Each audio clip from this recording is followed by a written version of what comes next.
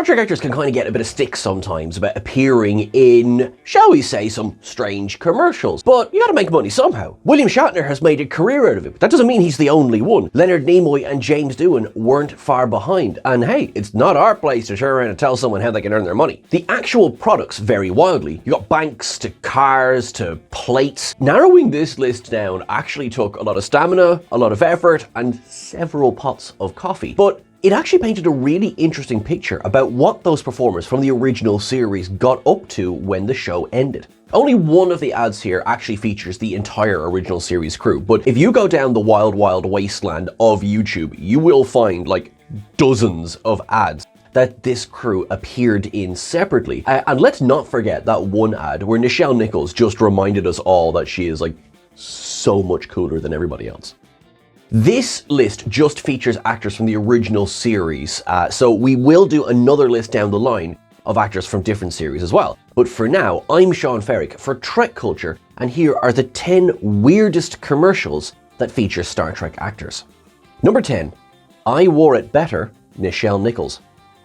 Nichelle Nichols appeared in a series of adverts for Star Trek on me.tv, one of which sees her reciting the Captain's Oath, something she never got to do on the actual series.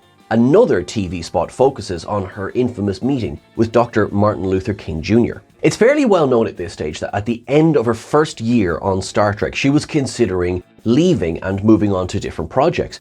However, Dr. King was aghast when he discovered this after they bumped into each other at a party, saying that her simple presence on the show was monumental for black people everywhere. Well, spoiler alert, she stayed with the show. In a third TV spot, she does her most tongue-in-cheek performance of the lot when she discusses the fate of all of those poor crewmen who wore red.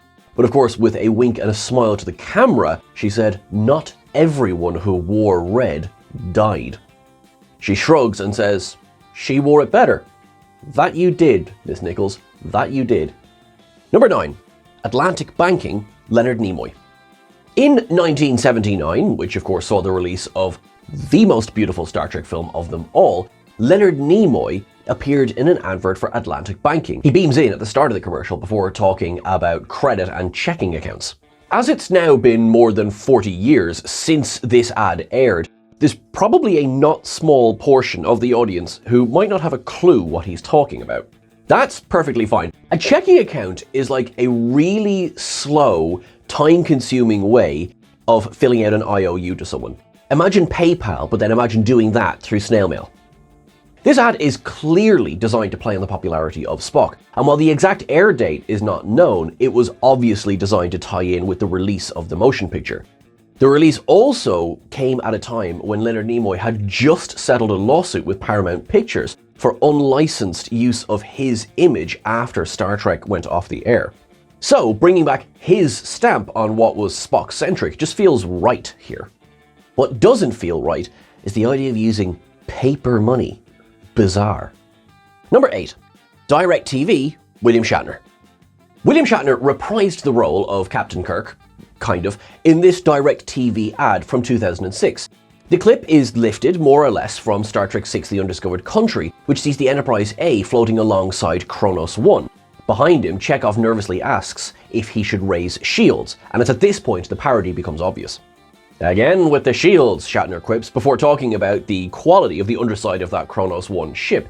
He then goes on to discuss the unparalleled quality that DirecTV offered its subscribers before leaving the bridge with a quick quip at Spock's expense.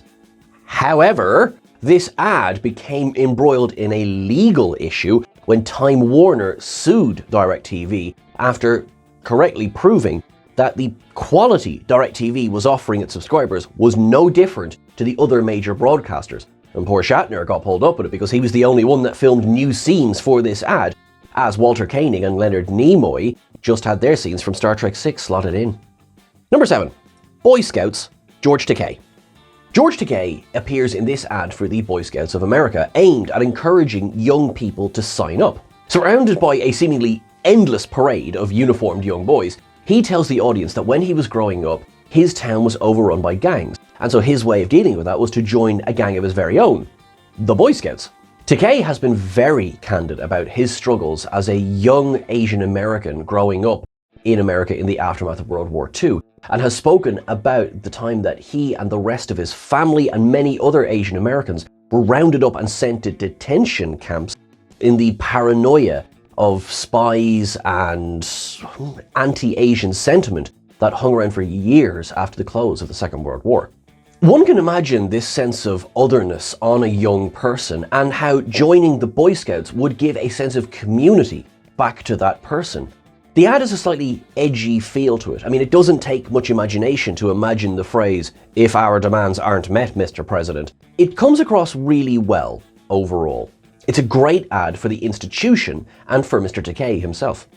Number 6. Hamilton commemorative plates, James Doohan.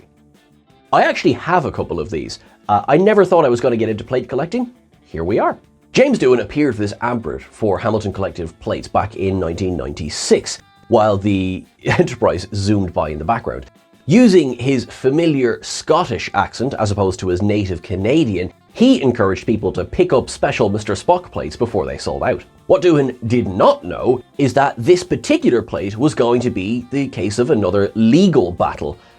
We're sort of racking them up on this list. Hamilton advertised that this plate would only be available for 90 days, after which the master molds would be destroyed. So it was a bit of a surprise to everyone when the same design turned up again several years later. Hamilton were forced to issue a refund to the buyer. However, they tried to argue that their wording was unclear as opposed to inaccurate. They tried to argue that 90 days did not mean 90 consecutive days. And all of this while poor James Doohan was just trying to hawk some stuff to pay his rent. Come on. Number 5. Time Computers, Leonard Nimoy. This ad for Time Warner, Time Machine Computers, features Leonard Nimoy displaying the cutting-edge technology, which was a DVD drive on a computer. Well, look, this ad has obviously aged. Leonard Nimoy's performance in it is actually still quite earnest and fun, and you can imagine, really buying into this back in 1998. Imagine, he muses, an entire film on one disc? Who better than Mr. Spock to detail this kind of new technology, all while clips from Ridley Scott's Blade Runner play in the background as well? The future is now. He calls this a time machine, and the ad is set in an observatory. While he says that the telescope in that observatory allows them to study the stars of the past, this computer allows them to look forward into the future. Now, it all might seem a little bit quaint today, but the earnestness with which Nimoy delivers his lines makes it enjoyable. And again, who better than the most famous scientist this side of Doc Brown than to teach us about these new things? Number 4. MCI Friends and Family, The Whole Crew, and Riker.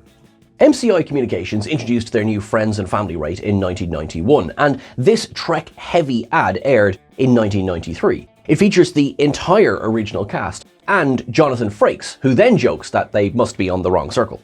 MCI was instrumental in bringing competition to telecommunications in the 80s, as they offered perhaps the biggest competition to AT&T at the time. The cast all joke that it's fantastic that they're able to stay in touch the way that they are without dealing with staggering phone bills for long-distance calls. The company would go on to be bought out by WorldCom for $34.7 billion in stock, and would then become known as MCI World. 2 years later, the MCI element will be dropped altogether. Following a major accounting scandal, in 2002, WorldCom filed for bankruptcy. At that point, several of the managerial posts were filled by former MCI staff who claimed they were taking their company back. I'm not going to lie to you, none of that features in this ad. It's just way too interesting not to include. Number 3, Hallmark, Leonard Nimoy. This ad for Hallmark back from 1992 was a sweet nod to the original series featuring Leonard Nimoy. For years, of course, Hallmark has produced Star Trek-themed Christmas ornaments, and this one displayed the shuttlecraft Galileo. The shop assistant lovingly plays into Nimoy's alter ego, advising the actor to live long and prosper, to which Nimoy good-naturedly sort of brushes off the greeting. This was 3 years before he would publish an autobiography entitled I Am Spock. That title, of course, was a play on his earlier 1975 autobiography, which was called I Am Not Spock. That was published, Nimoy would later explain, at a time when he was trying to help people understand that he, Leonard Nimoy, was not Spock, and Spock was not Leonard Nimoy. This was often misconstrued as Nimoy trying to brush away the fame that Spock had brought to him. Here in this ad, it is clear that he is throwing himself 100% into the fandom. He even lends his voice to the Spock ornament as well. It lit up and featured a greeting from Mr. Spock, making it a must-have ornament for that year. Many more ornaments would of course follow this one in the years afterwards, but this original Series 1 really stands out like a pointed ear. Number 2. Star Trek the video game, The Gorn Wants a Rematch. For Star Trek the video game, which was released to coincide with the release of Star Trek Into Darkness, William Shatner faces off against his greatest foe. No, it's not a genetically engineered madman or anything of the sort. It's his old foe, the Gorn from the episode Arena, who's sitting beside him on the couch, ready for a rematch. Quickly upsetting the Gorn, Shatner stands, fists ready. The Gorn lifts a couch cushion, ready to crush him. And let's be honest, it was probably heavier than the rocks they used in the episode. Shatner responds with his patented double-fisted punch and double slap to the temples. Within seconds, both Mann and Gorn have to take a breather because, let's be real, Arena was released in the 1960s. They're getting on a bit in years. So they settle for having their avatars duke it out on screen as part of what was unfortunately very poorly received video game. Number 1. National Power, William Shatner and James Doohan. This advert for National Power and Power Gen from the 90s is everything. William Shatner and James Doohan reprise their roles of Kirk and Scotty respectively in what quickly becomes a minute and a half of pure, unadulterated fun. Kirk and an away mission are caught under a meteor shower when they quickly signal up to the Enterprise, "Scotty, beam us up!" Scotty then goes to do so and finds out he doesn't have enough power. This was to encourage people to sign up to National Power or Power Gen, which was now privately owned, to make sure that no customer would ever face the same trouble that Scotty and Kirk would find themselves in. The ad has so many best moments. Kirk barks that they need more power, and Scotty looks at the camera and goes, "The man's power mad." You can tell Doohan made sure that line was clear as a bell. Kirk and a female crew member are then beamed up, and because of Transporter Jiggly Wiggly, their heads are swapped onto each other's bodies. Shatner naturally begins a bit of exploring, prompting his partner to turn around and slap him in the face. The ad feels like a mini episode, but not one that would ever appear in the original series. However, we still have one season of Lower Decks to go, so you never know. That is everything for our list today, folks. Thank you so much for watching along. I hope you enjoyed it. Honestly, go and check these ads out. They were a lot of fun going through these, and it's just a nice slice of nostalgia, if nothing else. You look after yourself till I'm talking to you again. Make sure that you're following us over on the various socials. We're at TrekCulture. I'm at Sean Ferrick as well. Easy to find. Make sure that you live long and prosper until I'm talking to you again. Thanks very much.